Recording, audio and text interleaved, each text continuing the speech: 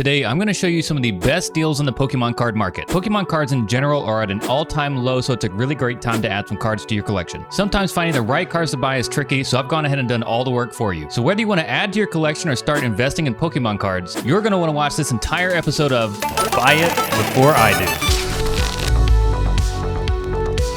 Alright, and before we get started, I want to give you guys a quick update on our YouTube channel. We are back full-time creating content with 3 videos per week and at least 2 live streams every single week. If you haven't seen our recent live stream, definitely check that out. We just launched our YouTube memberships, which include some awesome perks. And of course, during our live streams, we do tons of giveaways, pack breaks. It's just a great time. And it's an awesome way to interact with the Poke Collect community. So all the links for that will be in the description. But now let's get into the episode. Alright, so we're going to start off with the card that I'm sure everyone's probably kept their eye on. We're going to talk about the Charizard SIR from Obsidian Flames. Now, Obsidian Flames definitely was a set that had a lot of hype and then kind of crashed after everyone realized that there wasn't a ton of great cards in this set. Collectability wise is actually pretty good, but playability wise there really isn't much going on for this set. That plus the pull rates are actually pretty high. In fact, in every single booster box case we were actually pulling this exact Charizard. So this isn't necessarily a bad thing because as you can see here the price has dropped down to around $70. So if this is a card that you absolutely have to add to your collection, you haven't pulled it just yet, this is probably in that range that you do want to pick this card up. I think this card does have some good long-term value, even though it is pretty easy to pull. You just can't really go wrong with like an alternate art type Charizard.